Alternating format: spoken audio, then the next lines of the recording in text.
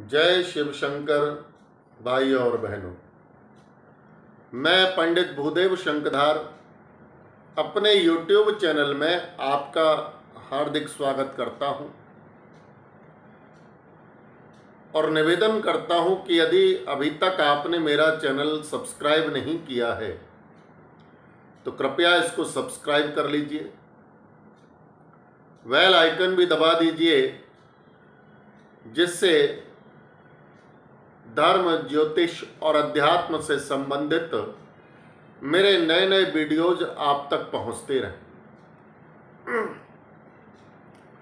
मित्रों, आज मैं जो प्रथम ज्योतिर्लिंग है सोमनाथ, उसके प्रादुर्भाव की कथा और महिमा आपके सामने वर्णन करने आया हूं।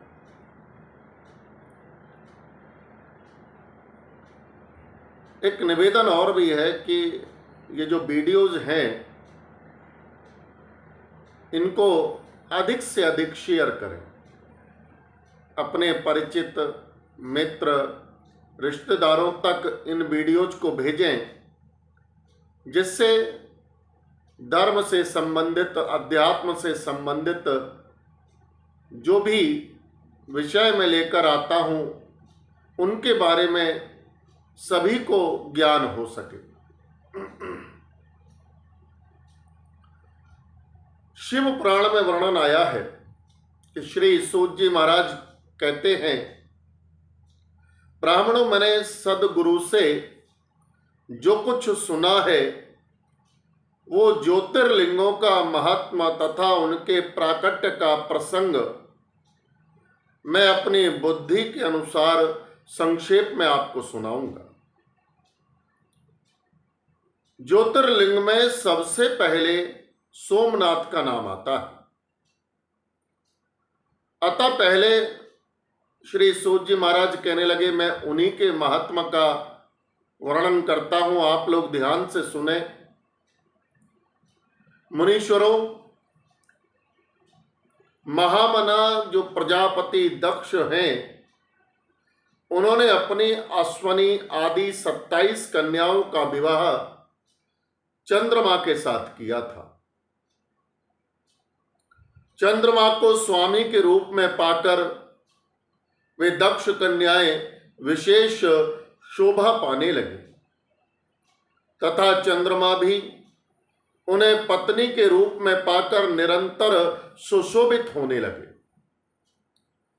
उन सब पत्नियों में भी जो रोहिणी नाम की पत्नी थी, एकमात्र वही चंद्रमा को जितनी प्रिय थी उतनी दूसरी कोई पत्नी कदापि प्रिय नहीं हुई। इससे उनकी जो दूसरी स्त्रियां थीं, दूसरी पत्नियां थीं, उनको बड़ा दुख हुआ और वो सब अपने पिता दक्ष प्रजापति की शरण में पहुंच गई। वहां जाकर उन्होंने जो भी उनके मन का दुख था वो सब अपने पिता को निवेदन किया, उन्हें बताया। वो सब सुना तो दक्ष भी अपनी पुत्रियों का सारा दुख जानकर के बड़े दुखी हो गए।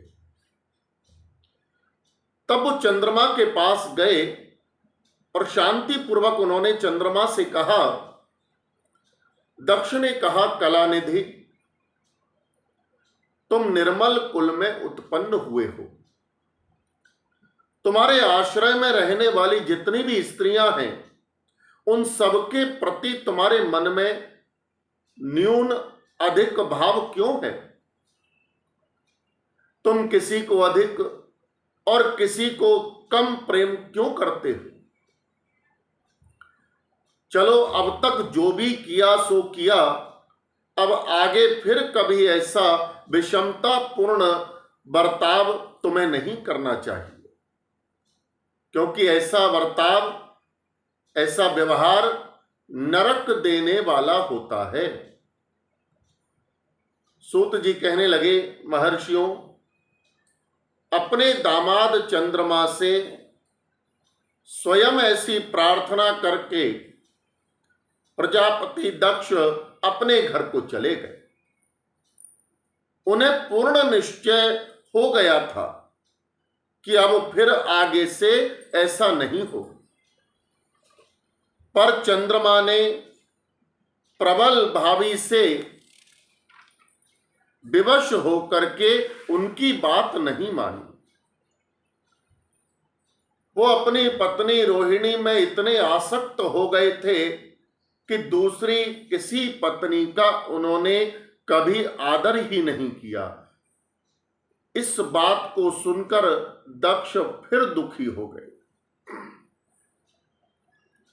फिर स्वयं आकर चंद्रमा को उत्तम नीति से समझाने लगे, न्यायोचित बर्ताव के लिए फिर से प्रार्थना करने लगे। दक्ष बोले, चंद्रमा सुनो, मैं पहले भी अनेक बार तुमसे प्रार्थना कर चुका हूं, फिर भी तुमने मेरी बात नहीं मानी। इसलिए आज मैं श्राप देता हूं कि तुम्हें क्षय का रोग हो जाएगा। सूत जी कहते हैं कि राजा दक्ष के इतना कहते ही क्षण भर में चंद्रमा क्षय रोग से ग्रस्त हो गए। उनके क्षीण होते ही उस समय सब और हाहाकार मच गया। सब देवता और ऋषि कहने लगे, अब क्या होगा, क्या करना चाहिए, चंद्रमा कैसे ठीक होंगे। इस प्रकार दुख में पड़कर सब लोग बड़ा विह्वल हो गए। चंद्रमा ने इंद्र आदि सब देवताओं तथा ऋषियों को अपनी अवस्था की सूचना दी। तब इंद्र आदि देवता तथा वशिष्ठ आदि ऋषि ब्रह्मा जी की शरण में गए। उनकी बात सुनकर ब्रह्मा जी ने कहा, देवताओं, जो हुआ सो हुआ, अब उसको पलटा नहीं जा सकता, उसको वापस नहीं किया जा सकता। अतः उसके निवारण के लिए मैं तुम्हें एक उत्तम उपाय बताता हूं। चंद्रमा देवताओं के साथ प्रभास नामक शुभ क्षेत्र में जाएं और वहां मृत्युंजय मंत्र का विधि पूर्वक अनुष्ठान करते हुए भगवान शिव की आराधना करें। ओम त्र्यंबकम यजामहे सुगंधिम पुष्टिवर्धनम उर्वारुकमेव बंधनान मृत्योर्मुक्षेमामृता। ये मृत्युंजय मंत्र ब्रह्मांड का प्रबल शक्तिशाली मंत्र है। तो ब्रह्मा जी ने कहा कि चंद्रमा इस मंत्र का अनुष्ठान करें। अपने सामने शिवलिंग की स्थापना करके वहां चंद्रदेव नित्य तपस्या करें। इससे प्रसन्न होकर के भगवान शिव उन्हें क्षय रोग से रहित कर देंगे, मुक्त कर देंगे। तब देवताओं तथा ऋषियों के कहने से ब्रह्मा जी की आज्ञा के अनुसार चंद्रमा ने वहां 6 महीने तक निरंतर तपस्या की। मृत्युंजय मंत्र से भगवान वृषभध्वज का पूजन किया। 10 करोड़ मंत्र का जप और मृत्युंजय का ध्यान करते हुए चंद्रमा वहां स्थिर चित्त होकर लगातार खड़े रहे। उन्हें तपस्या करते देख भक्त वत्सल भगवान शंकर प्रसन्न हो उनके सामने प्रकट हो गए और अपने भक्त चंद्रमा से बोले, भगवान भोलेनाथ ने कहा, शिव ने कहा, चंद्रदेव तुम्हारा कल्याण हो। तुम्हारे मन में जो अभीष्ट हो वह वर मुझसे मांग लो, मैं प्रसन्न हूं। तुम्हें संपूर्ण उत्तम वर मैं प्रदान करूंगा।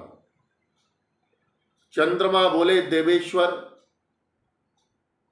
यदि आप प्रसन्न हैं तो मेरे लिए क्या असाध्य हो सकता है। हे प्रभु, हे भोलेनाथ, आप मेरे शरीर के इस क्षय रोग का निवारण कर दीजिए। मुझसे जो अपराध बन गया हो उसे क्षमा कर दीजिए। शिव जी ने कहा, चंद्रदेव, एक पक्ष में प्रतिदिन तुम्हारी कला क्षीण हो और दूसरे पक्ष में फिर वो निरंतर बढ़ती रहे। तदंतर चंद्रमा ने भक्ति भाव से भगवान शिव की, भगवान शंकर की स्तुति की। इससे पहले निराकार होते हुए भी वे भगवान शिव फिर साकार हो गए।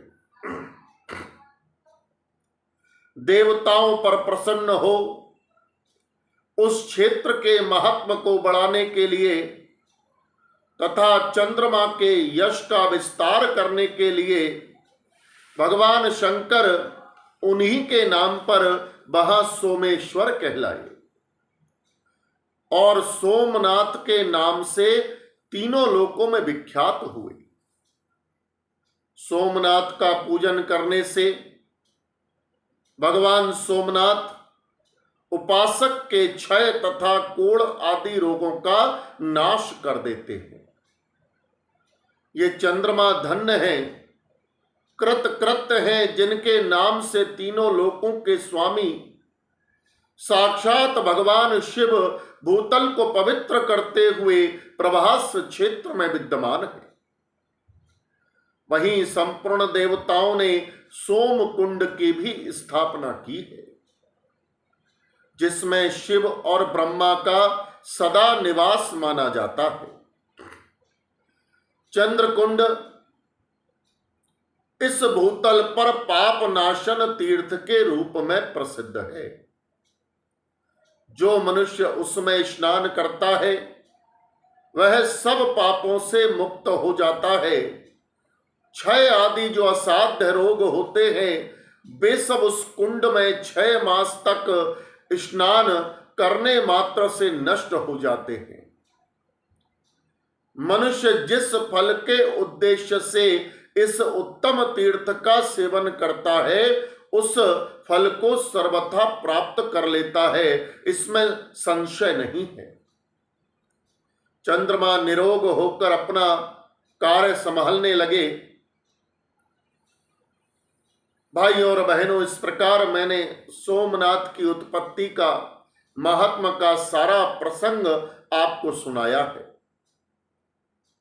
जो भी मनुष्य सोमनाथ के प्रादुर्भाव की इस कथा को सुनता है वो संपूर्ण अभीष्टों को प्राप्त करता है और भगवान शिव की कृपा का पात्र हो जाता है। जय भोलेनाथ की, जय शिव शंकर।